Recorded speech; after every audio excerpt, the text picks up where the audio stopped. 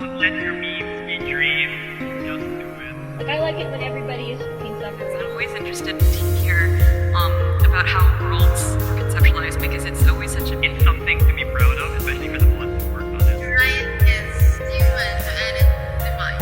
Do not drink the lore, everybody. I fell into the rabbit hole. We're going to... I have a lot of baggage and I need to eke it out into my writing. I love having new blood. Hi, and welcome back to Lacie's Box Podcast, Chatterbox, Episode 3. And today we will be talking about Do Androids Dream of Eclectic Memes? As always, hello, I'm your host, Citty, and I'm here with Arcane and Ollie.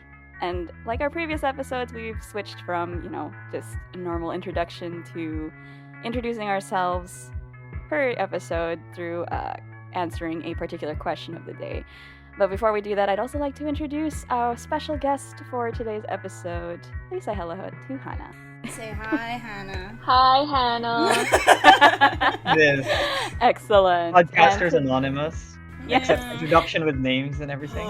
It's like, I Are we hope having you don't find out my name is Hannah. damn. Oh, jeez. It's like Rick. it's one of those like Alcoholics Anonymous. Oh, hello, please. RPers Anonymous. Our peers and Anyway. and in typical RPers Anonymous fashion, we have a question to ask everybody for the day, which is, what influences you to participate in an RP? Anyone can go first. I'm not gonna call anybody this time because I got are you going to just throw the ball at someone else again? somebody accused me of picking of being sexist, so I ain't gonna do that. Wonder who that was. Yeah, It's I wonder who. it's quite- Arcane, why are you like this? Why are you like this? Excuse Oh. me, Oh, sir. man. And just for that, I believe that you should answer the question. Do I have to accuse somebody else now? Is this No. No, Anyway, just okay. answer. So, Answer what the influences question. me to participate in an RP? Well, first of all, I look at the theme of the RP. If I like thematics, the game system is also kind of important to me because if I don't like how things are set up, like, how do I put it? It's like if there's a progression in how RPs work, and if I don't like how the progression works, if it doesn't make sense to me, I can't really get into it because I want to understand why certain things are happening, I don't like randomness is all fine, but if it's too random, I can't really invest a character into it. So That makes sense. Yeah. right.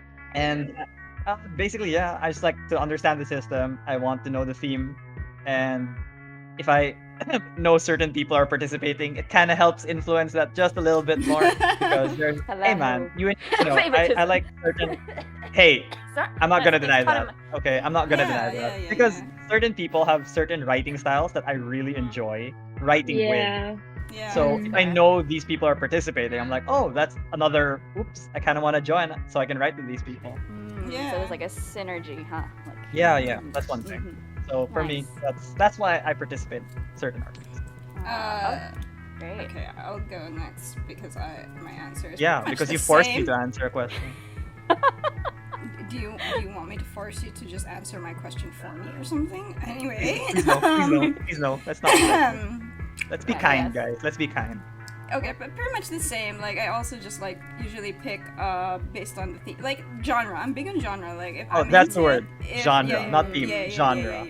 If I'm into the genre, like for example, like I was pretty interested in Heirs of Cadmon, but because it's a fantasy, but then I didn't have the time. And then Verilyn, though, even though it's a sequel and would have been a good chance, I'm actually not into cowboy westerns as much, and I was like, it's fine. I need a break probably. So, big one is actually also my energy level. Like, if I don't have the time or energy, I probably won't bother because like I feel bad if I don't like participate when I make something. I'm not calling anyone out. Like it's actually very good if you can distance yourself despite having started. Like that's good. That means that you know when to call it quits if you start. But I'm not that good at that. Like I have this need to finish whatever I start. So it's kind of like I don't want to put extra strain on That myself makes doing sense. that. You're a Gemini. That's why. I like Yeah. I As like a that. Sagittarius, I have commitment issues, so I can like get into something and it's like, actually no, I'm done. But I'm done. It's I fine. love Yeah, it. I don't know I which can, like planetary part that like sun whatever ascending. I just know I'm bad at like quitting halfway, and I'm also bad at like being bad at something from the beginning. So like you won't see me practice things. I'll just practice them in secret, and then it's that kind of Why, thing. what? you All of a know? sudden, it comes out. Exactly. Practice them in secret. and yeah, especially the thing about like you need to know who else is joining, mostly because like I Right. feel it's not as much as like a motivation to, but it feels like a safety net for me. It's like, okay, if I go into this RP, if no one that I know is joining and I don't, and, like it compounds it, right? Like I'm already investing energy into this, but like what if I don't jive with anyone and it's not worth it? And it's like, I'll be so sad. But at least with some people, it'll be like, oh, you know, they're pretty alright. I don't need to be with them the whole RP, but at least I'll have a few threads where I can just be like, that was fun. No, but that's true though. You kind of have to like in every RP. There's almost like cliques is a very negative term, but like alliances form and like people like gravitate towards each other, not just from based off of their writing style, but based on the stories that they're trying to tell. Mhm. And if you don't really Especially find that. your own right, and if you don't find your own tribe, it can get very dispiriting, in my opinion. Yeah, for sure. Yeah, I like that word. No one else is Alliance. in this. Yeah. Yeah. I for But- me, it's like it feels like, you know, you're filling up the cast of your side of the story, right? Exactly. Oh, beautifully said. I love that. I love that. Yes. Snaps. Can you hear that? Yeah. I kind of hear it. Mike picks it up a bit. You can always little adjust bit. the levels. I will. Okay. You go. All right. I think I'll go next so that Hannah, we can have you seek into just talking about our special topic for today. So Sure, sure. I think, yeah, pretty much the same as what you guys said about the influencers for participating in an RP. I think aesthetics is one because, again, I think I mentioned before that I really like drawing all of my characters. So if it's in a I would have style never that I figured that really out. I want never to knew that. cater to. I never knew Unique that. problem. Unique problem. Wait, you draw? Just kidding. I didn't know that Thanks to the either. shot. Damn, my hand just moves on its own. you trip on your ball pen all the time. I know, isn't it amazing? If only drawing was really like Yeah, you could just think it and it just comes out on the paper. I wish. Aesthetics is one. I think also the people who are modding the roleplay. I know that it's kind of a controversial thing to bring up already because it sounds like I'm playing favorites at this point, but honestly, and I think we mentioned this earlier, it's kind of the equivalent of like you like this director of a particular Yes. movie, so you're looking forward to the other kind of movies that they make. You also So- need Yeah. to be comfortable with the mod team. Like, Right. Actually, I'm gonna bring it up just like very slightly like relevant to this question. If you think about it, this question is also that form that I made. Like I'm trying to standardize. Like you gotta make sure that the players know what they're signing up for. For sure, Check for sure. themselves, That's right? true. And one Yes. of them is definitely to check if they jive with the mod team, because if you don't, then you're not gonna be comfortable approaching them for plot, for issues, for questions, and you want to be Right. able to. Yeah, and this isn't like a jab at new mod teams, new assemblies of mod teams, because like I know that being a moderator it's if we say that only those with experience can be mods, then that's kind of like a closed loop we have here. Nobody's gonna be brave enough to try modding an RP on their own. I mean, yeah, so- calling back to the first it's- episode. New Oh Blood, yeah, right? definitely. We love the new blood. I love new blood. New blood. Oh no. What do you mean? So it's kind of like that. I wonder who said that. You know. Yes. I think that's definitely like a big part of it too, because I do, it's again, it's not so much as I would only join the role plays of those people that I'm familiar with. Rather, I'd be curious about the newer ones, but it's kind of like establishes a familiarity. And if I would have to pick between, like, for example, something I'd never heard of and then another one that I'm more familiar with in terms of who's moderating it, I think I'm more likely to pick that one, because at least I would already know what to expect. and it's not too much adjustment. But Mhm. you know, I guess from time to time it's fine. I guess also timing. I think Arcane mentioned this earlier about if I have time to join a roleplay, Yeah. which is very scarce right now. But I will honestly, if it's just that good of if it's just that appealing to me, then I usually try to make time instead of like waiting for time to join it. So I think that's pretty much And it. now our guest. Yes. Our guest. And Hannah, I would like you to answer this question. What influences you to participate in RP? Because actually Hannah is one of the co-moderators, or the head mod, actually. Yes, is that right title? Yeah, Yeah. head mod. Yeah. Of the two roleplays which we're actually going to be discussing today, Arc and you. Oh wait, you didn't say the episode title. I did please say the explain. episode. No, she did say Yes. the episode title. What? I did say it. Am I I did. deaf? Anyway, okay. We'll just edit out this section. Never mind. Anyway, go No, on. we're keeping it in. Damn it. Okay. Alright. Oh, It's alright. so many quacks. Alright. Quack. Oh, our swear counter is going. Our duck counter is going up. Oh, are we? Is this PG-13? Like, are you No, not allowed to we just- swear? No. Yeah, go ahead, swear. You could make a whole string of it. We just put the quacks in. Fantastic. Yeah. I know, right? I know, right? We're Man. both very foul-mouthed, Hannah. It's alright. Yes. So Hannah, we'd love to hear your answer. Right. So everything that you guys just brought up, pretty much that's how I go about choosing an RP myself. The mod team is actually a very big deal to me as well, because there are some moderators who, for me, their storytelling just like speaks to my soul. Like it just hums at the same vibration that I like, you know, of my wavelength. Mhm. And anything that Lance and Milo do, I'm just in complete admiration. I just think that they're very, very talented, and they've been pushing the boundaries when it comes to execution of RPs and execution of stories. Shout out to Lance and And- Milo.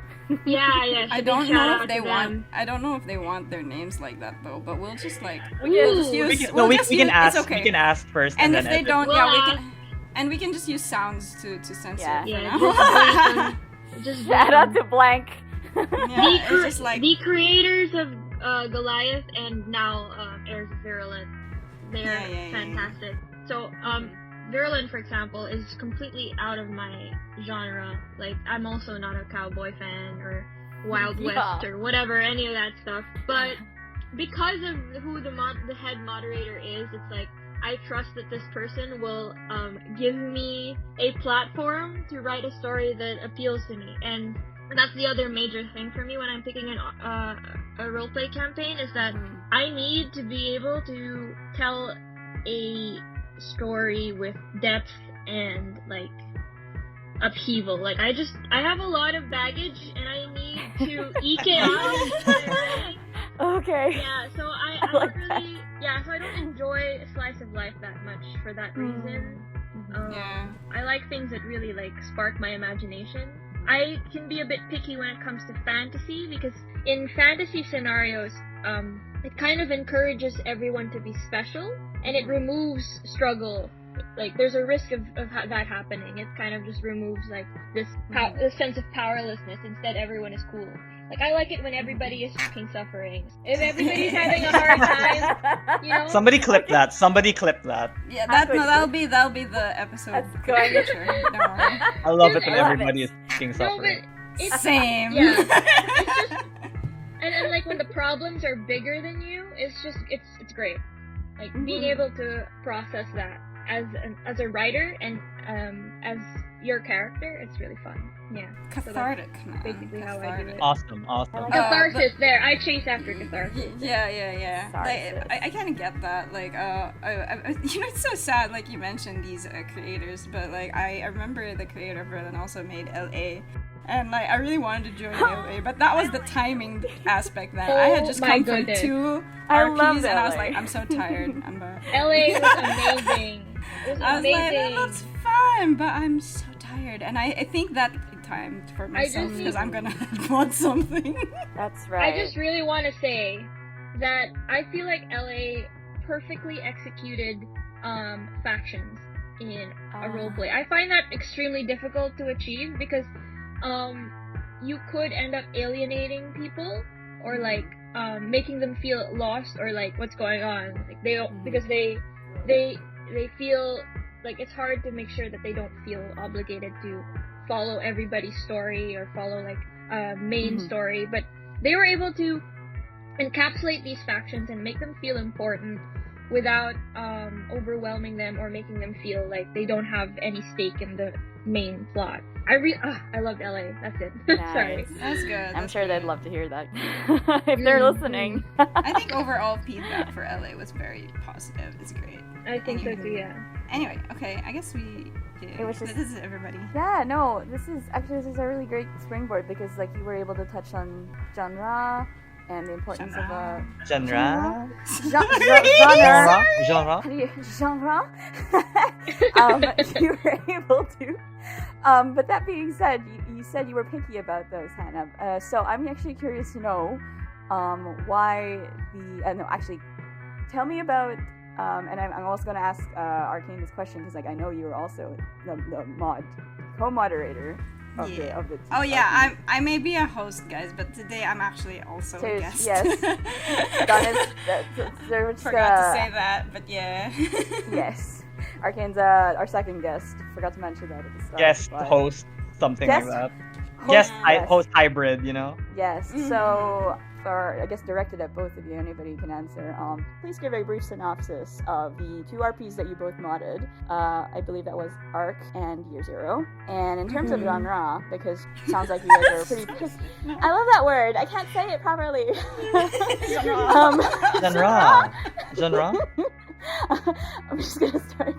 You know, maybe I should stop talking like this so you don't make fun of me too much. No, it's a very cute accent on you. Go ahead.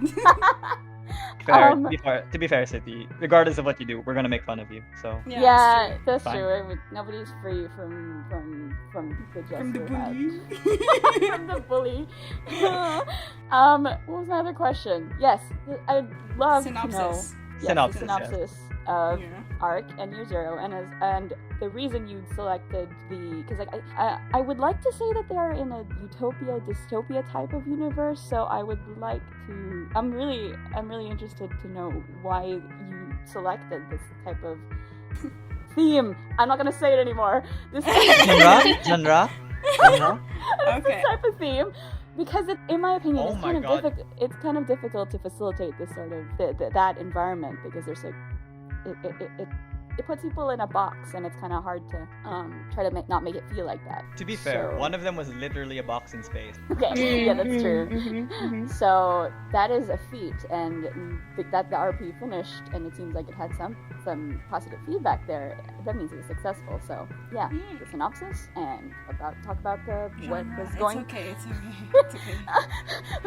I'm losing my breath here. Okay, guys, stop the bully. We can bully later. I For will now, look to. synopsis, you know? I will look to Hannah for this question because honestly, like I kind of just tagged along. Like I was the execution person. I was like, all right. Yeah, the Arc pretty much put all the meat in the science form. So Nice. I would Meat. just tell. Yeah. Like I would give her the skeleton. Like I want this bacteria to spread even in outer space. I want it to infect people and do this to them when when like they get Oh sick my with lord. it. And she was like, "All right, say no more." And then she just like explained it. Like there's no mitochondria in this thing, but somehow anyway. Yeah, it was a lot of. I don't know. I had a lot of fun coming up. It was okay. Weird science time. There's Yeah. mitochondria. And like at some point, she came to me and was like, "We need something better than faster than light travel." So we made a kinetic drive engine. And I was like, "Go crazy, do it!" Like, yeah. So really glad to have a Star Trek fan on board whenever you do sci-fi. Like, I very much recommend it for anybody trying to attempt sci-fi for a campaign. Can you tell me a little bit about? So I only actually joined Year Zero. I didn't join Arc, Mhm. so I have no context. Oh yeah, in. sorry about that. Yeah. So here Yeah, we that's go. okay. Synopsis. Yeah. In the beginning. In the Oh god. beginning. In the beginning. Oh no. I'm sorry. R254 was. How Yes, old are you guys? Ryan, what kind of question is that? I guarantee any number you guess is probably the right answer. I am slowly okay. approaching my 30s, Understood. if it means anything. Yeah. I'm younger than Ark, that's what you should know. And Ollie. Shut up. I see. Okay. We old. Yes. Anyway, Okay, go on. R354 for the third time is set in the year 3008, like 3864. Yeah. Wow. Very specific, isn't it? I don't even remember where we 3084. got that number. 3084. Yeah, because we were making a joke about how it's 1984, and then we just put it in the year 2000. Right. Amazing. I have a Alright. math disability, so. No, That's it's alright. I fine. remember the detail. I got you, fam. I see what you mean about So- the meat. In this far future, humanity has like reached this sort of utopia, but at a huge cost. The environment has degraded significantly due to human activities, Mhm. corporations and shit. Mhm. And it has also caused illnesses to evolve to the point that they advance too quickly for normal medication to work. Mhm. Like literally, there is no way to beat a superbug. It just keeps evolving. So rather than use traditional medicine, Mhm. humans now amputate or replace body parts with cybernetic enhancements as a way of like culling whatever disease that they have. Say you have stomach cancer. Well, if you're here having a synthetic stomach, you have like a really bad infection on your arm. Oh, we're cutting that off and replacing. Ooh. And yeah, and these cybernetic enhancements are fueled by an almost infinite fuel source called the lore. Mm. And it's patented by a corporation, so nobody knows what's in it. It's just a chemical. It's a bit corrosive, but otherwise it's safe. And Otherwise, it's safe. individuals. It's safe other than the fact that otherwise it's it's safe. corrosive. Other than the It fact might- that if you ingest it, you'll die. It might kill you, And have- but it's safe. It's like eating Do bread. not drink Dolor, everybody, please. Oh, God. Enough of this nonsense. It's like crayon. Yeah, it's just a safety We're hazard. never you know? getting over that. No, I won't. That was such an intense question, and can you drink Yeah. Dolor? Why would you drink Dolor? It was To be crazy fair- because it was very, very strongly established that Dolor is fuel. It's like literally putting gasoline in a car. You put it in machines. And somebody had a sincere question of, can you drink it? And I mean, people drink gasoline, right? Okay, Yeah. wait, guys. To be fair, we live in a world where people eat Tide Pods. Yeah. Yeah, it's true. And live. that's fair. And live. Mm. So. And live. So Yeah. Right, yeah. That's I true. guess that's more of the Well- question. It's like, when you drink it, do you die? And I'm like, yeah, eventually. Absolutely you die. And not just that, you become, I don't know. You know what? We should figure out some science about it. Arc Anyway, 354 so Part these 2. Oh, I've got ideas, don't worry. These people who get cybernetic enhancements are called altered. So people who do not get altered are called sterlings because they're pure. And believe it or not, if you become a cyborg, you don't become better than everybody else. I find that a lot of science fiction tropes use cyborgs as like these ultra strong, ultra cool, like better than everybody else people. So I wanted to try and explore a situation where cyborgs are actually the second class citizens. So in Arc 354, altereds, their bodies are changed by the lore that enters their bloodstream due to the enhancements. It makes them infertile. They literally, there is no way for them to conceive a child or to impregnate somebody. If they try to, it could just lead to, and like there is some success, it would just lead to a failure, like a termination of the pregnancy or complications. Huh. Like the child might probably be born without a brain or a heart, like that bad. Having that chemical in your bloodstream also affects your mental faculties. You're not like stupider, but Stability. like yeah, It's more like stability than faculties. You're more prone to psychotic breaks, Yeah.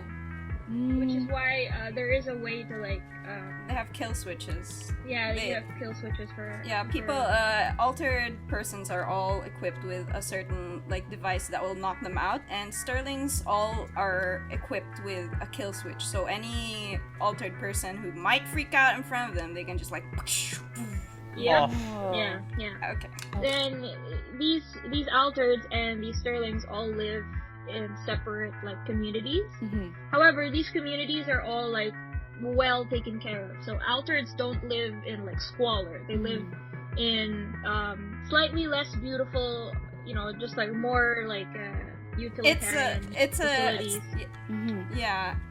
I think that Hannah like made it very clear when we were conceiving the universe that they do not live in a bad place. They live they live in peace. They're well provided for. They definitely are like always at least I would say middle class. There's no lower class there. Like you can't starve in this universe. Yeah. The government like funds everything, food, even your health care. Yeah, and they have the technology and the resources for it. It's all good. It's just that your options are now all limited because there are certain jobs not available to you if you have mental instability. Wait, are you sure this genre isn't fantasy? I mean, a competent government, no starving. Sounds pretty fantasy to me. Yeah. The reason for this sounds like such a meticulous detail to add, but the reason for this is because I wanted to challenge players with a scenario where you're not actually being mistreated, but you have something to be dissatisfied about. And in a negative utopia where everyone is like living relatively peaceful and like happy, how do you go against the grain and complain about something without looking like an asshole? Because it's like, this isn't enough for me. I'm an altered person and I want to be a scientist. So many other altereds around you will probably be like, what the fuck is wrong with you? Like, you have a government that gives you work, you get money, you don't get like told what to do. Like altereds have relative freedom. You can do whatever you want as long as you do it inside this community. Why would you try and ruin that? Yeah, so that was like that was a social thing that I wanted injected into the story. Yeah, and this community is, I'm trying to visualize it. This is a ship, right? It's like a really big ship. Oh, sorry. This is the actually background. The background. No, this is not here's brief the thing. synopsis. It's so See. funny. So Like, that's a really deep lore. As Hannah was like talking about this, I found it funny, like this is like supposed to be a brief synopsis, but then I'm like, but you can't cut out so much of this because if you don't discuss the whole universe, this entire episode will be so hard to go through. No, this is great. I'm getting super invested just listening to it, and I almost wish I joined. It was one of my favorite RPGs. Anyway, continue. Yeah, so basically, to cut to the point, the global government has a project called the Arc Project, where they're building arcs and launching them into space with colonies in them so that they can, colonize other planets. The Arc is pretty much like a fucking cruise ship in outer space, so it has everything. And it has a very, very complex and robust, terraforming capacity technology. Oh, okay. Yeah, capacity on it. Yeah. Nice. So when you get everyone is meant to leave the planet. Altereds, sterlings, and androids. That's the third race that you can be in the campaign. Yeah, Earthats. Because the sun is dying. And it's not dying anytime soon, but that's why we're slowly draining the planet of all heat. And you get in through a lottery, so it's not like sterling lottery. Yeah, no. It's applications though. I mean, people apply first. They don't have to. Yeah, of course. Oh, okay, all right. That's we basically the so it's like Snowpiercer, sorta. Where okay, cool. They try to make it a microcosm of society as much as possible, so there's an even amount every time that a ship goes out. So that's it. And suddenly a machine gets murdered, and more murders occur. And should I be telling even the big plot twist? I mean, I think that I think eventually we'll have to discuss it if we want to discuss certain things. Wait, let me look at the. Let's have a synopsis first, before we go into the meat of everything. Okay. Yeah. So, I think we can. Mysterious things start to happen on the ship, and there you go. Yeah. Okay. Things go wrong. Okay. Things go wrong. Did you Everything seems to work until it doesn't. I was just going to ask about structure, because I know that different mod teams or the people who, you know, think of these different role plays usually have an idea of how they want the plot to go in mind. Did you have a question? Did you have a story in mind already, or were you just free flowing with it? Okay, so you had like a definite ending, sort of. No. Yeah, we had 2 or something endings. Just 2 Yeah. actually. I think. It was either Doom or not Doom. This is a visual novel now, I guess. Basically, well, I was told when I first formed the team and then started the development for Arc that the way I did things was a little different from previous, from what veterans of the community are used to. Mm-hmm. Because typically in mod teams that these veterans are used to, everyone has a stake in the story. Everyone usually will have their own number of NPCs that they're invested in, that have like a very huge influence on the story. They all get to have a say on what happens next. But with Arc, I was pretty much the one in charge, in control of like what is going to happen, what's the story, and what kind of people do we need to tell this story. So I wanted to see if, how do I say this? I wanted to be more economical when it came to NPCs. I didn't want to overwhelm players with like too many people to meet, and I wanted to make sure that every single NPC had a very clear purpose. So I didn't want any fillers. So because of that, I was very particular about what NPCs were being created and how they influence the story. Sometimes the influence isn't as big, and so they kind of have to find other ways to how do I say this? Influence the story. Yeah, to influence the story, or at least to appeal to the player base. It's actually nice because I found from this experience that regardless of how much influence an NPC has, there will always be people, players, who like endear themselves to them. Basically, like every NPC always develops a fan base, no matter what. That is true. Their presence is. Because humans will pack bond with anything. Humans will pack Exactly. with anything. Exactly. I like that. Actually, that could be a topic for one of our future episodes. So honestly, there's Pack like bonding with. there's like no, well, not that in particular, I know, but I yes, know. NPCs in would be a general. very interesting episode. Yes, that's actually a really interesting way that you described the storyline of Arc. How did you find it though, the experience? Because I know that some players prefer to just have more authority, I suppose, over the storyline. So, did you hit any like speed bumps or I think that discussing the speed bumps and pros and cons of the Arc storyline would be best if we mentioned what YZ was like first. Okay, it's better to have it, I guess. I'm saying this because honestly it's good if we do, because there is a big comparison and contrast despite them being somewhat similar to, absolutely, to one another. Alright. Right. Absolutely, And they are definitely very different role plays. So you've got Arc, who's that's set. Super modern. Yeah, it's like way into the future, and then you've got Year Zero. It's like way into the 19. What year is it? Technically, Way into, like, Okay, well, no, 20 years no, ago. there is. It is a bit of a plot. Okay, so I mean, it already happened. synopsis-wise. Yes. Okay. Yeah. All But right, let's say here we go. aesthetics, like upfront presentation. Arc is very futuristic. Year Zero is very like mid-century American. Yeah. It's set very I think the specific genre we were going for, the keyword was retrofuturist. Retrofuturist. Yes. Interesting. Okay. Yeah. Okay. All right. So we had quite a good amount of sci-fi in it. Like there were because supposedly this was technically set so far into the future that we went back, kind of. History always repeats itself. Interesting. Yes. Interesting. Yes. So, okay, I guess I'll just describe Yes, it since I started. I was but, able to like, join Year Zero, but I think everybody would appreciate it if you still gave us a synopsis anyway. Yeah, like, I guess, like, I think that Year Zero will be much easier. Like, the setting, I think, is much more, how do I say this, condensed than Arc. There was a lot of things we had to establish with Arc, but with Year Zero, the basic synopsis is that after a certain period called, when humans reached a certain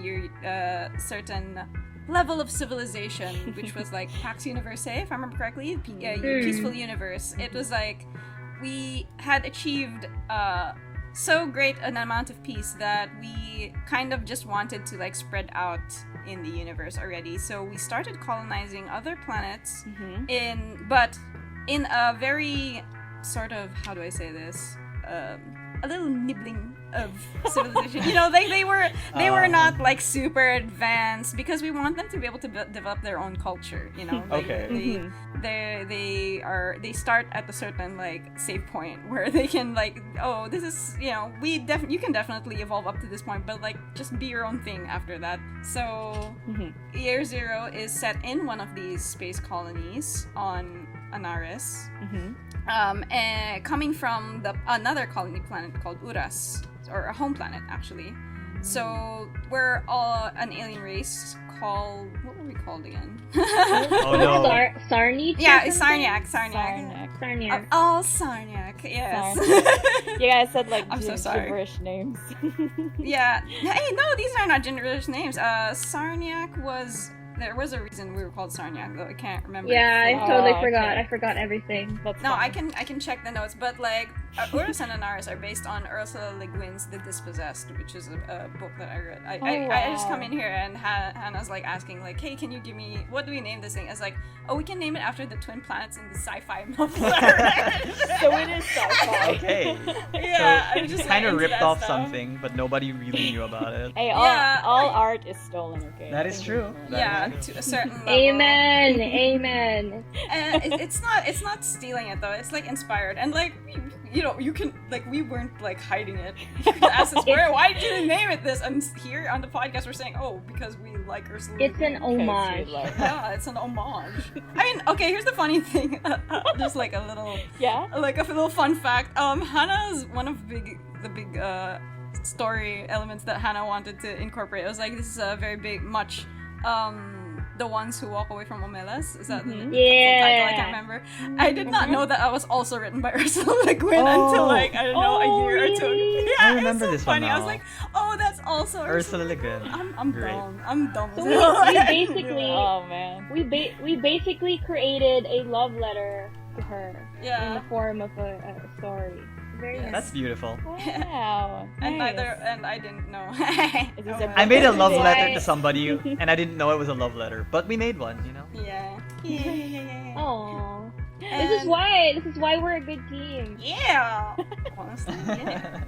And okay, so like, yeah, pretty much that's it. Like the this is the setting of the world, but like the plot comes in when things get a bit mysterious because you know, this world is supposed to be barren and empty, but then there seem to be secrets. Like the government seems to be covering some stuff up. The ministries, we have 3 ministries: virtue, providence, and order.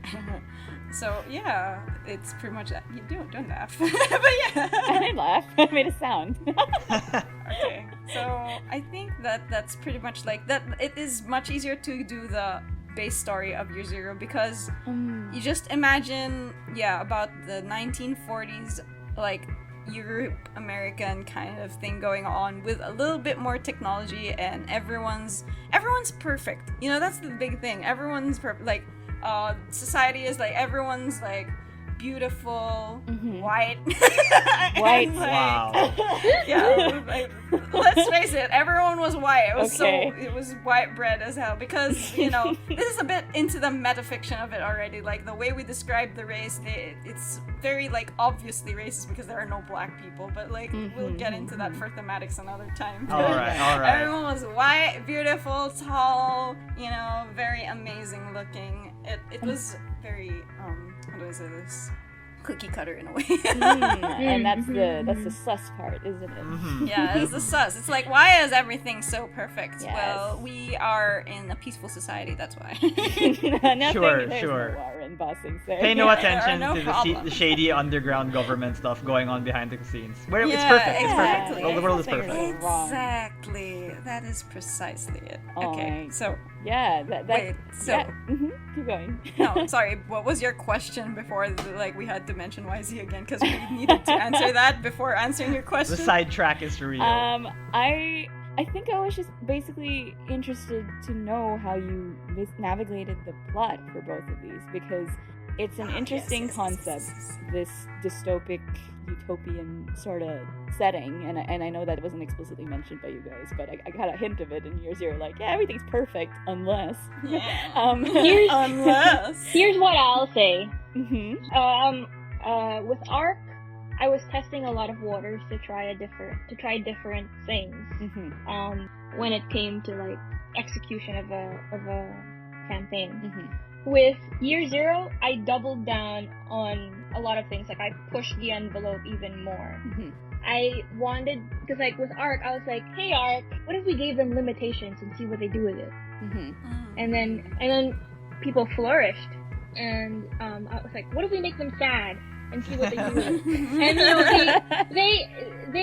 know, they flourished. So I was like, hey Arc, what if we made them sadder and more add more restrictions? Yeah. So obviously it made Year Zero a lot harder to work with. I introduced a new I wouldn't really call it a system, but like I tried to do something with Cheshires. So because we have rabbits in the community, right? And a rabbit is a regular character inserted into the player base, and then they kind of like help herd, lead them to the rabbit hole. People. And they get So killed instead, off. and they get killed off. So I wanted to try to add another element into the system and create Cheshires. And Cheshires are basically like very normal, very very minor, NPCs. Mm-hmm. Like they just show up for a day. Mm-hmm. And it's just meant to like help people get a sense of like daily life in the area. It kind of just makes it more real. Mm-hmm. And I shrunk down the NPC numbers even further. Mm-hmm. Just trying to test like how few NPCs can you get away with, kind of thing. Mm-hmm. And the story for Year Zero, I would say, has a lot more. I would honestly say that the story of Year Zero is a harder pill to swallow. Yeah, definitely. It's a harder pill to swallow because it deals a lot more with human shame and discrimination and oppression and like, these kinds of concepts. And those concepts can get very, very, very personal for people. Mm-hmm. Yeah, but this was supposed to be a story with some strings left untied, because the whole point is like, this is the kind of world we built, like because of our mistakes. So you're not like, we had a direction with the story, but some players got very, very invested in other parts of the story that we could not like redirect the focus on, because it would just derail the whole point of the plot. The point of some people would focus on certain plot elements what can I change this? And the whole point is like, no, you can't. That's that sense of helplessness, right? Like if we let them change it, then it's sort of that. But that's the point of it. Yeah. Mm-hmm. And that's a push and pull that we kind of learned, was forced to confront, basically, because you can't eliminate all control from a player. Not all players will be satisfied with disappointment. Some players want resolution, they want triumph, and that's totally fair. That's something that we did not like consider at the time. I feel like it's really hard to reconcile what the author wants, which is totally fair as well, and what the player wants, which is again equally as justifiable. Yeah, I think we talked about this in another one of our episodes, where certain players in an RP are RPing for certain reasons, and one of them is like, I want to be able. It's like the ultimate power fantasy. I want to help everyone, you know. And in this story, the whole point is you can't. So again, this is why it's really important for players to know what they're signing on to, because sometimes this is not for you. Yeah. Everyone has different play styles. Like for me, for example, I'm the exact opposite. Like, I would love for the story to just throw me into a fucking tide until I drown. Oh my like, God. if there's something I can't control, and if I'm going to lose, that's Mess fine. me up, sir. Yeah, Because I think it's very cathartic. I just want to be, I just want to be able to do something. Whatever happens when I try, that's up to God and country. I don't The know. results are not important as much as the struggle is one of the. important thank things you. there. Mhm. Which again, we were asking about the comparison of how we handled it, and like in a way, I'm not gonna lie, we handled it the same, but the players did not. Is the kind of feeling that you get. Like, Okay. Yeah. I think the Yeah, story just that's also what I made mean, it like, harder I would to just say, like, execute it the same way. If that makes Arc sense. and YZ were very much along the same vein in that we wanted it to be in a Venn diagram where they intersect is certainly a Yeah. certain feeling of helplessness, and like it's more of looking into yourself as a member of the human species kind of vibe, you know. But the thing is that YZ was much more extreme and much more close and personal to one, current issues, and two, historical issues. Yeah. So Like- it was much more difficult to swallow for Yeah. players, I think, and a bit more difficult to handle for mods in a way that would make it easy to digest Yeah. for players. Because we pushed it a bit, you know, and it was Yeah. tough. Yeah. Yeah. Would you consider That's it? something to really take into consideration when you're working with science fiction, because science fiction isn't just yay spaceships and like technology and wow we can breathe in outer space. Like, it's usually social commentary. Yes. Mm. And when you're working with social commentary, you're gonna push a lot of buttons, and it's gonna make a lot of people uncomfortable.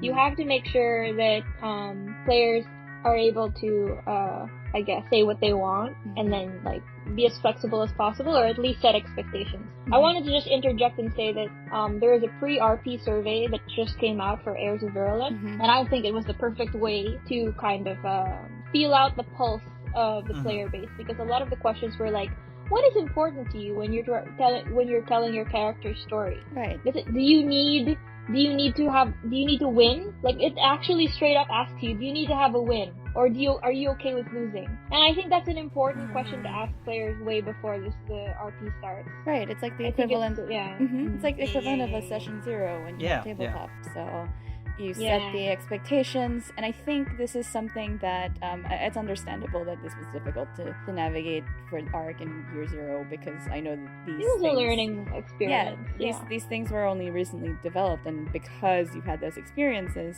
now you're able to tell exactly, like, actually people need to know what they are in for before they go in. So and like I was saying earlier about utopian dystopic societies, you're put in a box, and whether you can manage within that box is really up to how you take the constraints that are applied to you. And I know it's very difficult to make to discuss controversial topics in a way that appeals to everybody, because that's kind of impossible. You can't make an engaging piece of media safe for everybody involved. Someone's always going to get offended to some degree. But again, we mentioned this before, but there's a difference between being triggered and being oofed, which is basically saying that you experience bad feelings, but you can still operate, you can still function within the plot, or at least within the story. Whereas a trigger is completely, it takes you out and you don't want to participate anymore. I think I had a question before about what was the word I used? I think I said speed bumps. Given that you guys are tackling some pretty interesting and complicated, complex topics here, did you encounter any speed bumps? And if so, how did you manage them to the best of your ability?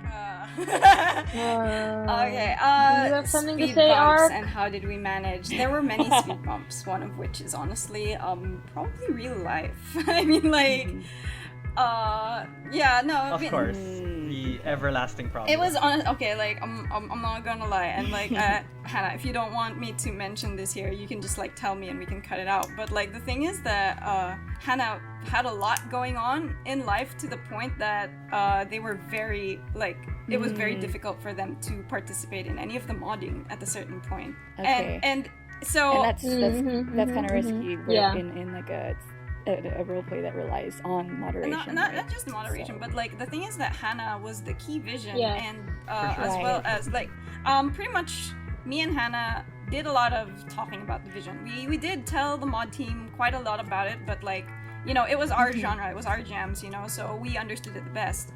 And we were the ones who brainstormed a lot and came up with events and solutions.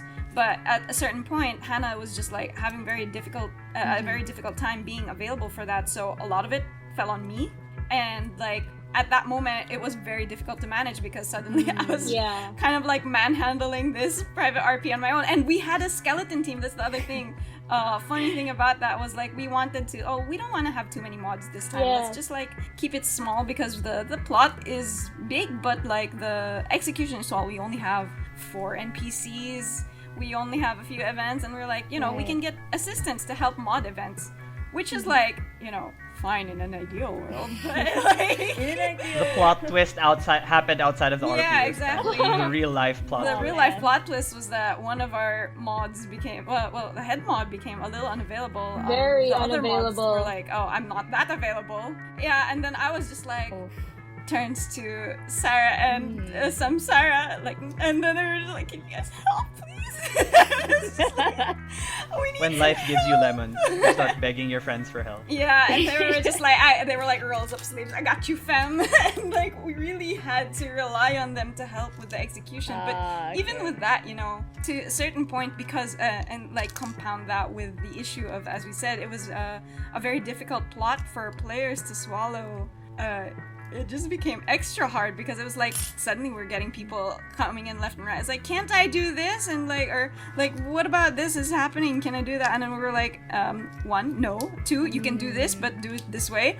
3, and like, I was just like everywhere. I swear to God, during that, like, as much as I love YZ, it was also like a nightmare to mod. YZ. Yeah, I feel like that's something in the system that needs to be worked. We have to find a way to work around. Is that like no matter how many things, like how many rules you have, how many facts you put out, players are always just gonna want to do something that they shouldn't be able to do, and it just falls on the mods to be like no or yes or sort of. But if you read the fact properly, you would sort of know that. Yeah. But it's just such a gray. It's such a gray zone that you can't properly understand. Unlike in like a video game, you already know what you can do given the limitations of the system. But since the RPs are operated by mods, there's always, maybe I can get away with doing this. So players have to ask, and when one player asks, inevitably everyone starts asking, and it just puts the mods in such a difficult spot. That's what the Q&A threads are for, but like at the same time, again, that's why there was the mention of you need to be able to be comfortable with the mod team, right? I do think that there's no, that's okay. I was just gonna say I think there's a pro in having people be so curious because it means that your world is just that interesting enough for them to want to explore it. It's just that when they're hit with a situation wherein they're actually limited in the kind of exploration they can have with the world, it's a little jarring to them. Now, what I kind of, and I know that we're almost, we're taking up like, it's almost like been an hour since we've been talking. It's okay. We go on a lot of segues, so we'll just keep editing stuff. Yeah, I was just going to ask if this was the same for Arc, or were you able to have more help when it came to facilitating We had the plot? more mods. I'm gonna say, we had more mods.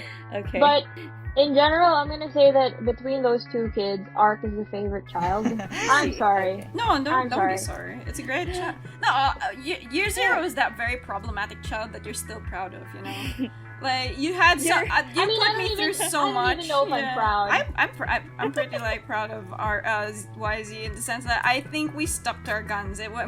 How it was received, That's fair. But you know like, what? I want to say this because I feel like it's really necessary to say. Yeah. When YZ was a thing, when it was ongoing, I was in a very, very difficult and dark time. I had just moved to another country. I was in a toxic relationship. I was severely, severely depressed. So my involvement in the story just became in everything just became less and less and less until it was practically zero user. And Arc had to like come to me and be like and ask me and like consult me, and like that's all the energy I could like give her is just like respond to these consultations, and that was it. And Arc did an incredible, in my opinion, she did an incredible job keeping that ship afloat by herself. When she never asked for such a huge position, like she basically replaced me. And I think that she did the best that she could to like tell that story, the way it was like meant to be told, even if she had to have difficult conversations with people and to the point of causing friction.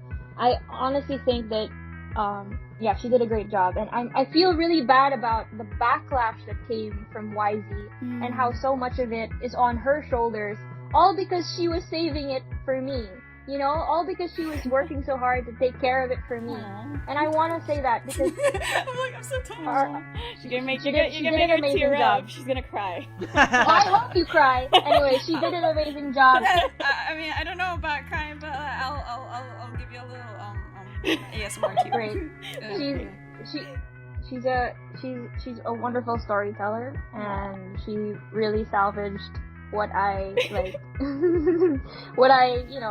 failed to keep going. I mean, like, again, like, you were asking, between the two, and I would say Arc was definitely much easier to manage and much more well received because it's not quite so grim dark, it was not quite as grim, but I am very much in love with the story of Year Zero, and like, Hannah has said quite a few times, like, they don't really want to think about it was a dark time, so you don't want to go back to that, and also it's like the investment was quite different because they weren't able to participate in it as much, but as much as I look back on the modding memories not so fondly, the RP itself it holds a special place in my heart because I really love the story and like I love the thematics of it. I do the reason I tried to keep it afloat was of course for Hannah, but also because I believed in Hannah's story.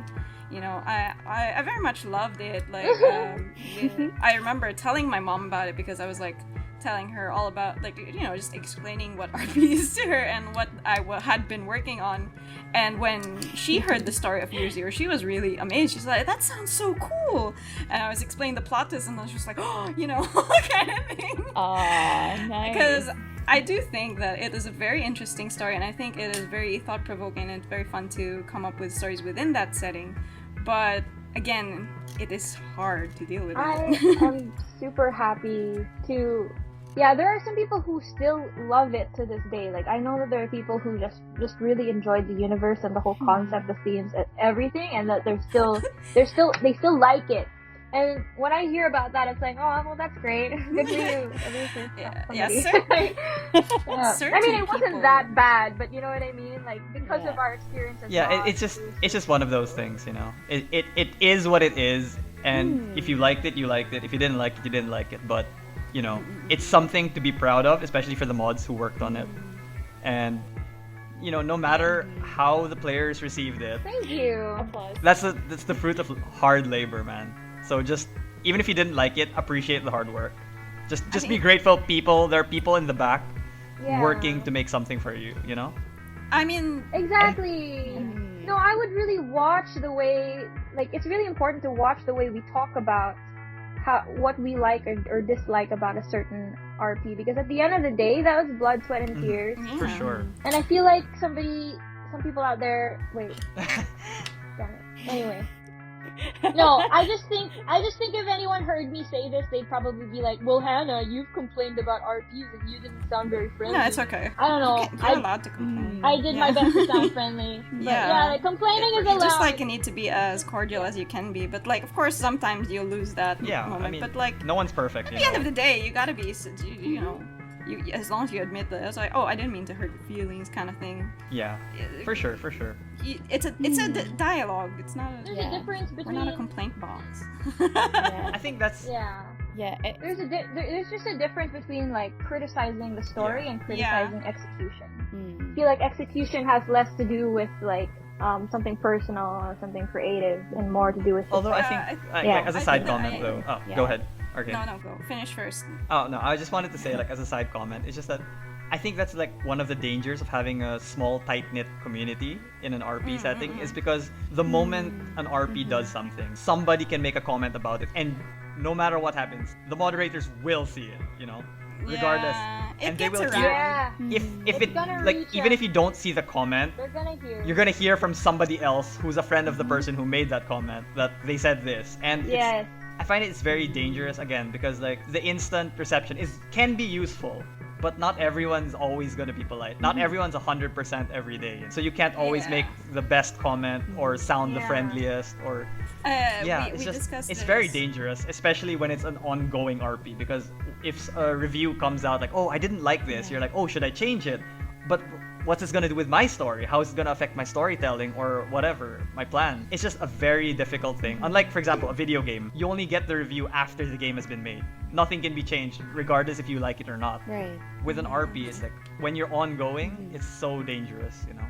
Yes. Actually, it's a very good point to bring out, because this is I find that finally, like, in the RPs that I've modded with Hannah and in my very own RP, I feel like I get these kinds of comments a lot, and I acknowledge that it is kind of like a me problem, in the sense that I do enjoy genres that are very challenging for like emotionally, and like for characters. Like, these are darker themes and things like that, and not everyone is into it. And like, I mean, I do my best to be very like approachable and willing to help players like get through this plot point and get what they still want out of it. Like, I really hope that they know what they're signing up for whenever we do that, because like after year 0, when I went into that, I was like, okay, I understand players don't always like dark themes, so I hope the only people who sign up are into it. So I really put the disclaimers at the start, but that doesn't always work, is the thing.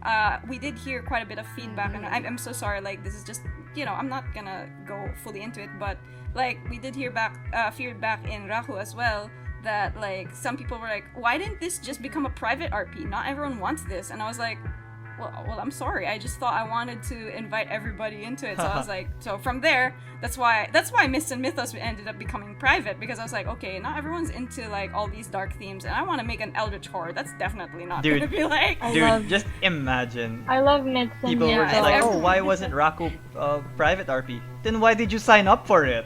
I'm just like, I mean, of course that's the thing I want to say, but like that would be mean. Like, you but know, it's I don't like true. it. It's literally like facts. Of course. You know, disclaimer, guys, this is not for everybody. And then they're like, I'm signing up. Why wasn't this for everybody? I'm like, it's literally in the... You know what? Thank you for saying that. Honestly, I wouldn't have the guts to say that, and I think that that's such an important thing to bring up. I mean, this is not to say that you're supposed to disregard the feelings of your player base. Like, that's not the point, right? You're still supposed to care and make sure that you're not like overstepping boundaries, and you're still catering to their wants. But at the same time, there should still be responsibility on the player side to know what they're getting into, and to accept that they don't have full, like, they don't have full control over it. They don't have control. They're not like the bosses of the mod team. You know what I mean? Like, they can't. Like, okay, but like I. Go first. Sorry about that. But I wanted to say, like, a great case study for how to resolve this issue is how Goliath played out the resolution for the ending. I'm such a big fan of Goliath. Guys, let's keep spoilers to a minimum. We might have to discuss the Goliath at a later episode, so you know. Yeah. Okay. No, yeah. So this is spoiler free. Thank you for bringing that up. I'll make sure it's spoiler free. But basically, for the ending, there was a vote.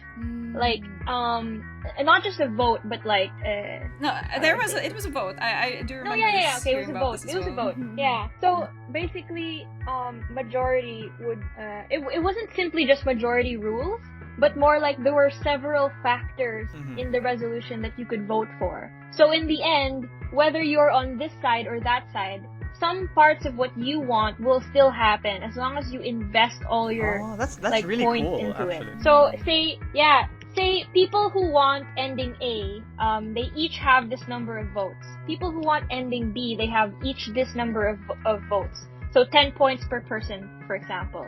So you get to decide, like, these are the endings, these are the outcomes for ending A, ending B. So you have to decide what to vote for to make, and then that, like, you know, again, decides the outcome. So there is no like scenario where one side was completely unhappy, because there was always going to be something. I thought that was like really. It's great. It's super dynamic. It's really dynamic. It really immerses the player in their choices, and it makes sure that no one's a complete loser.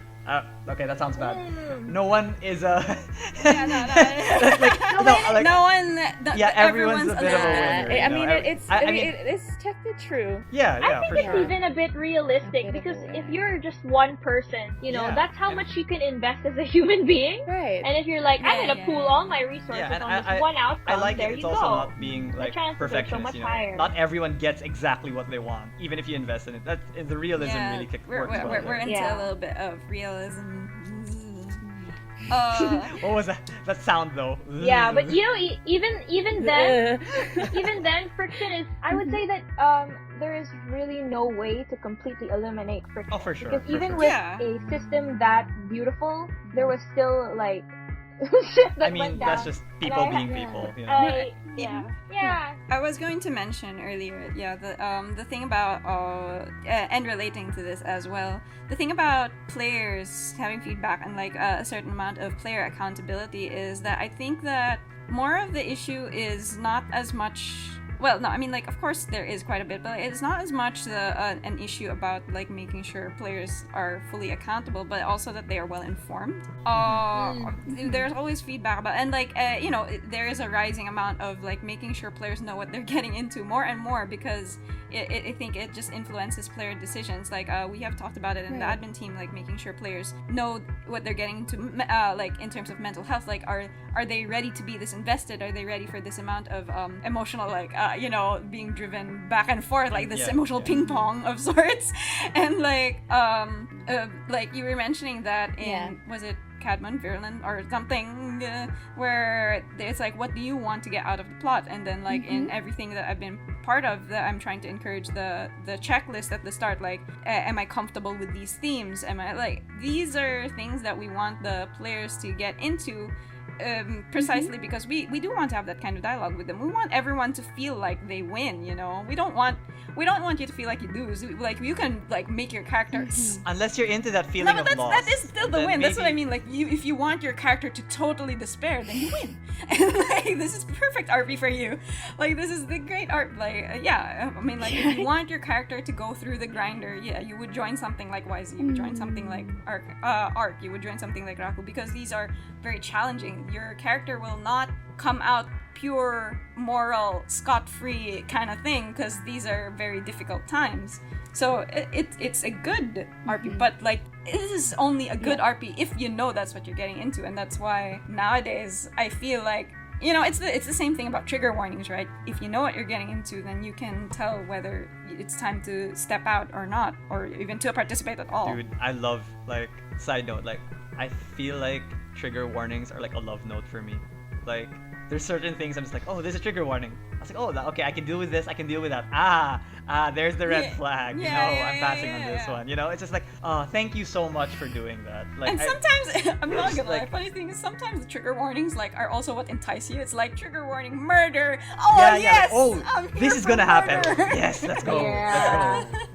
Let's Yeah. go. It's like, it's trigger warnings are a red flag and a green flag. Content warnings, in a way, is the thing. Trigger warnings and content Yeah. warnings are also like invitations in their own In sense. their own sense, yes. I think it's actually, and this is actually a really good way to close our episode for the evening, because I'm hearing, Evening, day, at least from what time is evening it? for in Ooh. my time is You'll never. Oh, The audience will It never is know. 11:42 The audience will never know what time it is. The time is whenever you're listening to this. Yeah, it's actually a good way to close off the episode for the day. All right. Day, genre.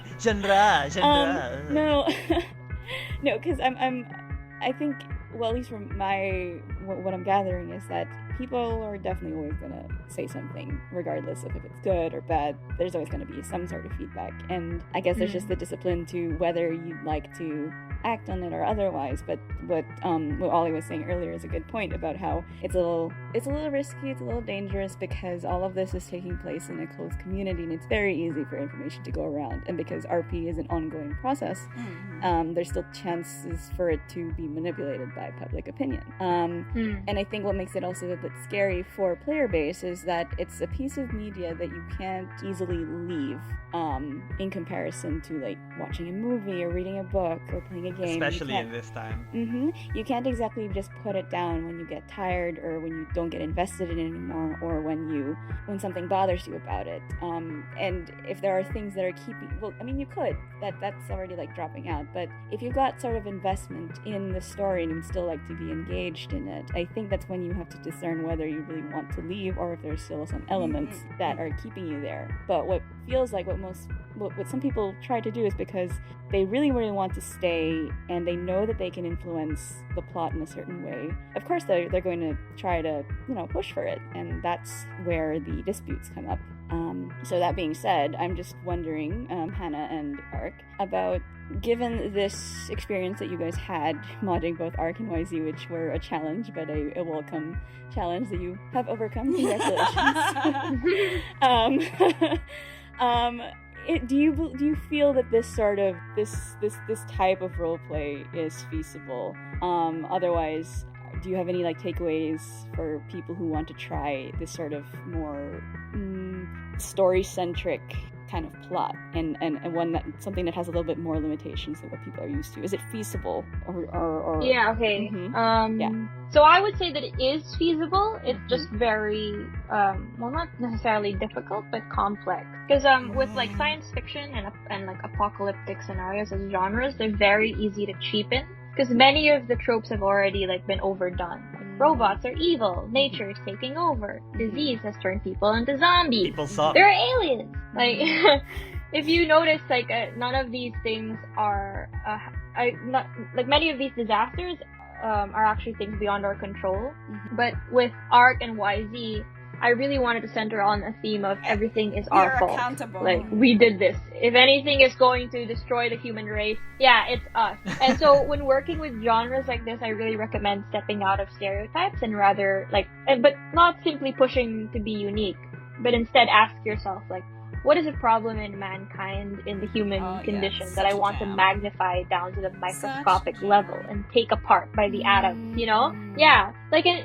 So in Arc, for example, androids are passive and observant. They're a passive and observant force. They're non-violent. And what that led to is a vast and curious exploration of building consciousness outside the anthropomorphic view of it. So while human beings were quarreling amongst themselves and starting fucking civil wars, the robots were learning how to feel at a baseline level. How to realize, this is wrong. And to think, I'm attached to this other machine.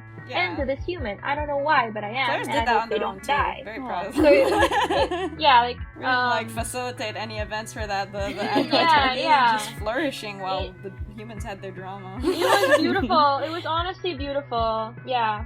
And another thing I would really recommend when trying to execute something like this that's usually social commentary and thus can get very personal for people. Number one, learn from the recent campaigns that have gone out and survey your player base. One, make sure that they know what they've signed up for, and two, ask them what they want out of their experience. And then be realistic. If there's something you cannot deliver, then be honest with them about it.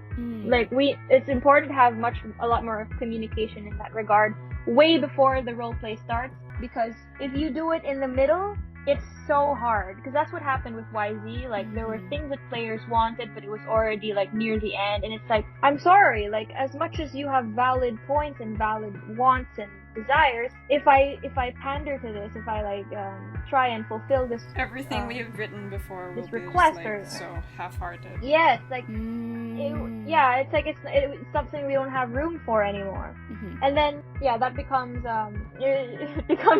it could lead to a lot of personal gripes and personal it'll friction. be very unfulfilling So, for that's many other important. parties, because everything that had been built up to will just fall apart, kind of. Exactly. And number two is sorry. No. But the last one, number two is own your story.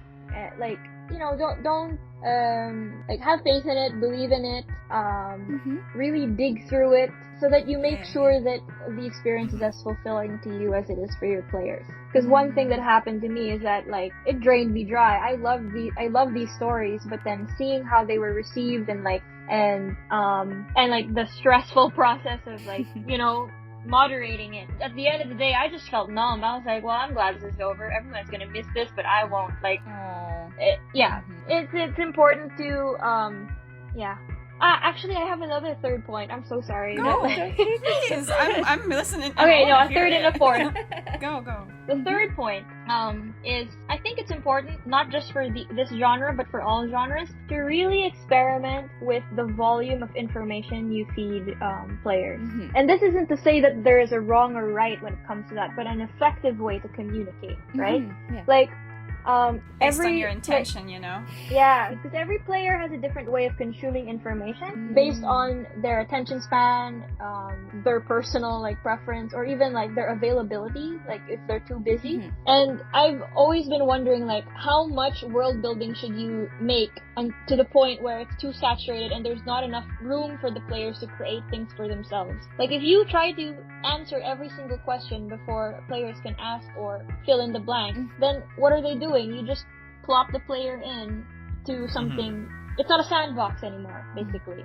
Like, it has to be a playground. You have to, like, I think it's important to play around with the balance of, like, how much information you are creating and how much you are letting players create with you. And the last thing is not just for managing a roleplay, but for being in a community in general. We as a collective of creatives, I believe, really need to take things less personally. I think that it's very, very easy to get sensitive about something that, you know, it's kind of connected to your soul. It's art, you know, like, so it's an extension of you. It's almost like cutting off your arm and then like presenting it to everybody. Like it's you. So obviously if your character or your story gets backlash or gets like disapproval or whatever, comments that are not very desirable, it's easy to get hurt from it. I think that as a community, we really need to be working towards a healthier environment when it comes to that. We're all still people, and outside of this environment of creating, we are all like decent human beings with lives and friends.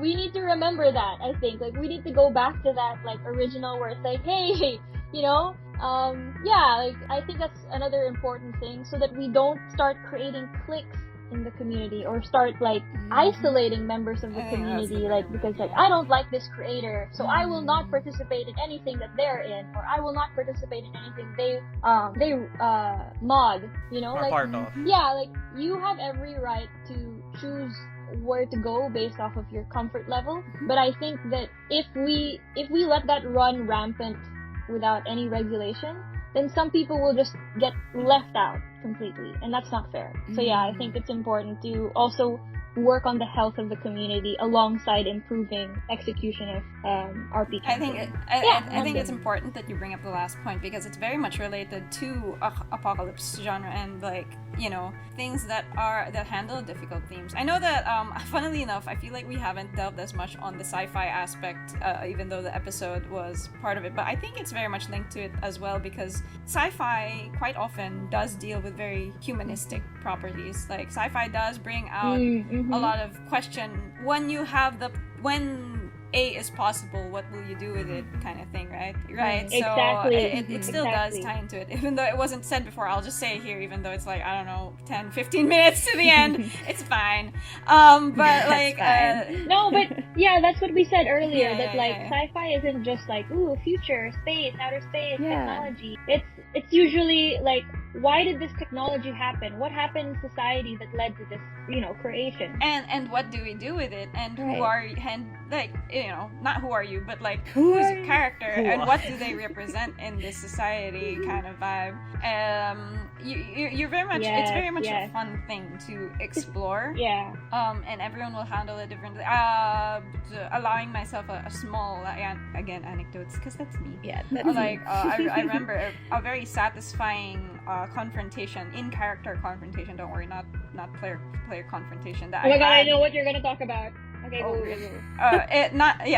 in-character confrontation that I had in Arc was like as in me and then my character being an altered person and another person being an altered person were on two different sides of a societal spectrum, and then mine was very much complacent because they believed that they deserved to be second-class citizens due to them being a liability, but the other person felt that it was too much, it was too much limitations on them when they were not as much of a danger and when they were good people, you know? Like, you can have both of these things and you can explore this, and it is very much a beautiful like exploration of aspects of humanity. And if that had gone any other way, like say if you had brought out the same thing in YZ, which I think it also did, but like I can't name names now because I can't remember.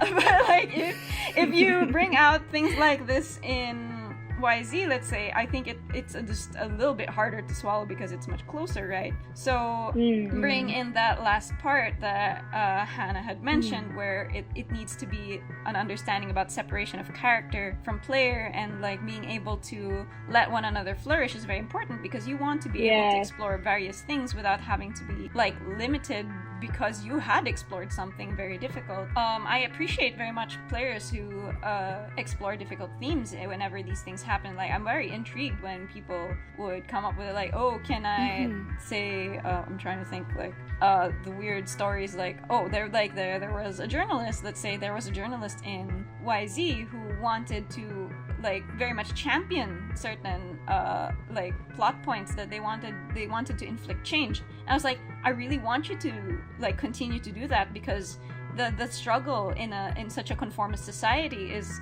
very real, and you want to be able to portray what that's like, right? But then because it doesn't end up successful, they felt really upset about it. But I felt sad, because I think that's great, like to be, you know, in such a helpless position, because that's the thing you want to explore. But you need so much communication for people to understand that that's the kind of thing that they're signing up for. It's not the victory, as you said. Like, if you need a victory, needs to be asked as well, because not everybody will get it. Exactly. So this is where the feeling the pulse pre-RP is really important, Right. so that you can see, like, do you need this win? It's a requirement? It's not a requirement? Like, yeah. Certain attitudes towards RP, I think, are much more healthy, but like I can't because it's healthy for me to come into an RP and assume failure, you know, like I don't need victory. I don't want to go into an RP to ever expect victory, because I feel like that limits whatever the mods have set up for me, and it limits what people can do to talk to me, you know, like I want to be able to let them interact with me in an organic way and to insert myself into the plot that way. But just because I can do it doesn't mean everyone can, because some people are much more emotionally invested, right? Like I can detach myself very much from my character, and I think it's healthy for me, but it does limit, I think, the kind of cathartic experience and flourishing that I will have. And I'm sure that it might even be detrimental to the way that I interact with some people. Like they might not feel as much personal investment when interacting with me, because I'm not as personal. I'm acting a character. But that doesn't mean that it's a right or wrong way. Yeah. But the problem is in the communication, because if player to player they don't understand that these things are different, it becomes difficult for them to be part of this community where they feel like they're not getting what they want, right? You know, they're here because they want to make personal connections, and they don't understand that not everyone is here to do that. Then that's very hard. I really do want to champion the idea of players becoming more aware of the various ways to handle and digest RP, because I think that it is such a rich medium to be able to do that, and especially sci-fi and apocalypse stories that are of this type, like the things that Hannah makes and the things that I like to make, the things that my circle does like to make. Like, it's not, I don't find myself very cliquish, but I do feel cliques naturally form nonetheless, because there are people who I know don't want to interact with me. I don't want to disrupt their space. So even though I don't really have beef with them, I do feel like they don't want to be involved with me, and I just don't want to be part of that. You know, you don't want to be a negative impact on someone's life, right? For sure.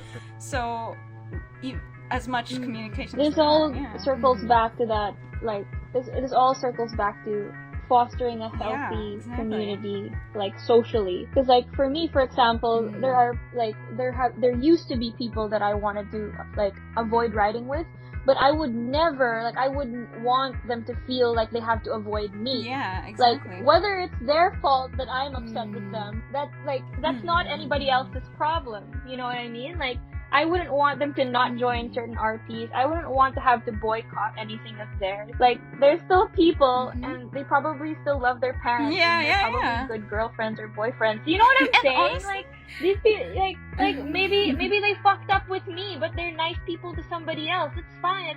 People are human. Not to mention even their creative output, right? Like, just because I don't like what they made and I don't mesh with it doesn't mean that I want them to stop doing it. It's just that I don't think I can participate. I want them to flourish and enjoy themselves and learn and grow as writers and RPers, you know? But, like, it's just so hard sometimes to, like, you know, it's like that feeling, do you know that I feel this way despite the fact that we don't get along? Is the feeling, right? Like, yes. Yeah, we don't mesh, but doesn't mean I hate you. The tension is more on, like, a lack of understanding or a lack of awareness than anything. Like, are we on the same page kind of thing?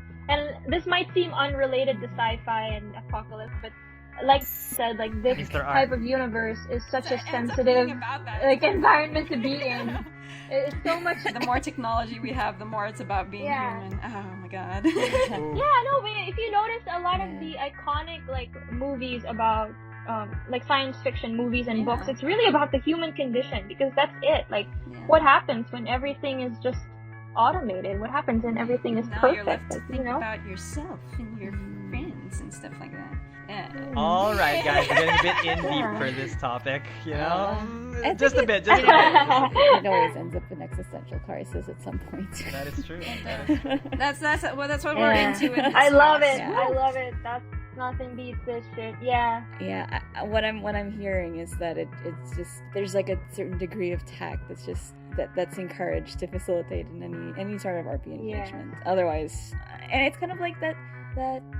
You just have to remember that this is RP, and as much as you can separate yourself from a character, as what Ark was saying earlier about how for some people it's very easy, for others they're just overly invested. I think the bottom line is that there is somebody behind that character, and it's not like, I mean, I always say video game, it's not like a video game. And you want them to get love. Exactly.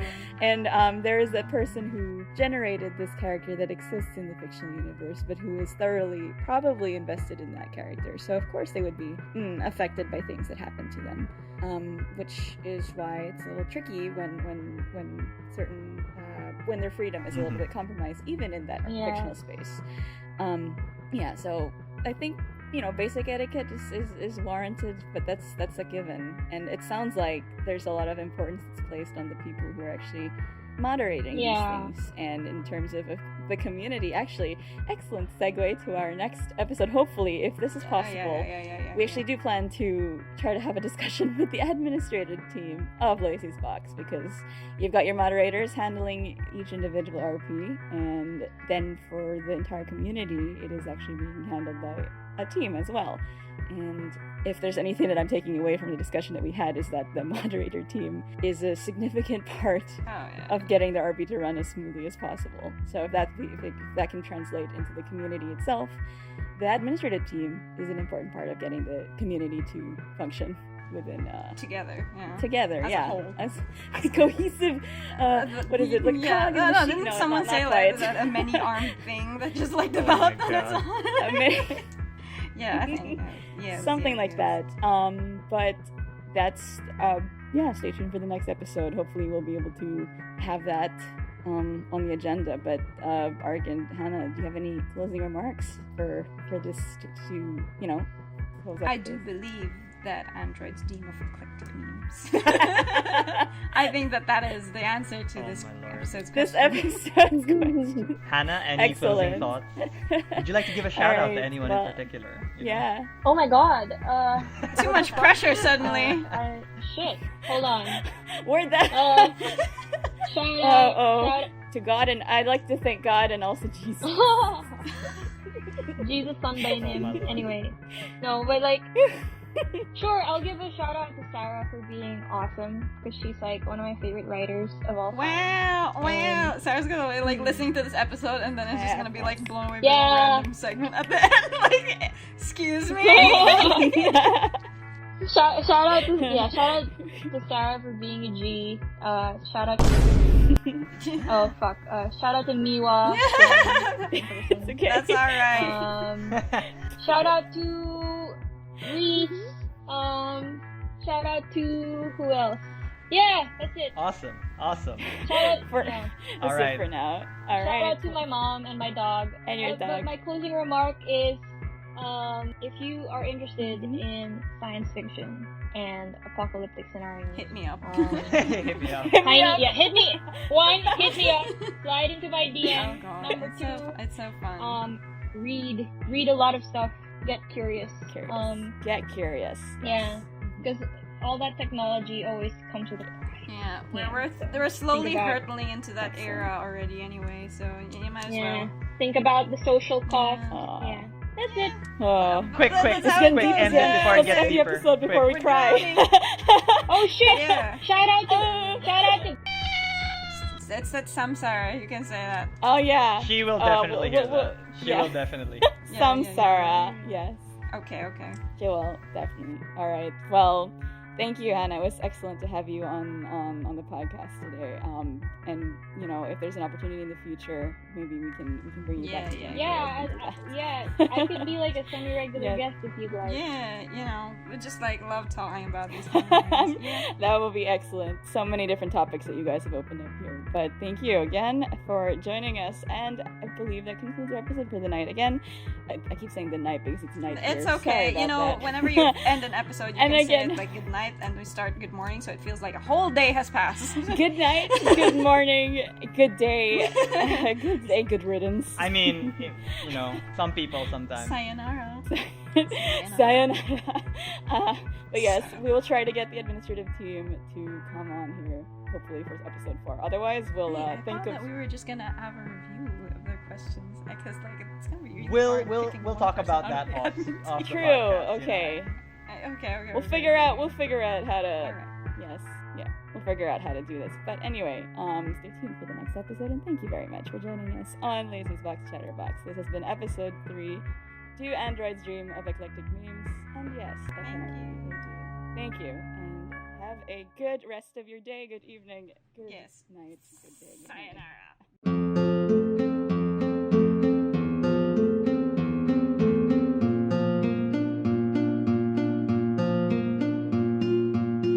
Chatterbox is brought to you by Lacie's Box, an online role-playing community.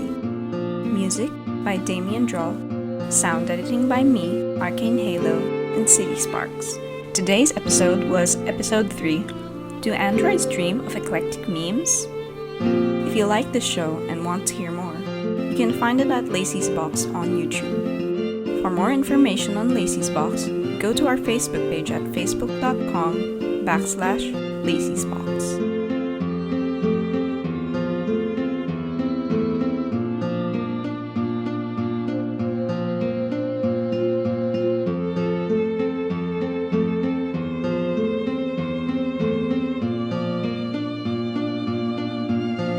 Okay, now I'm editing and like I remembered that I looked up the meaning of Sarniac and Falingate, and like the Sarniac is a Gaelic term for Ubermensch essentially, and Falingate is supposed to mean failure.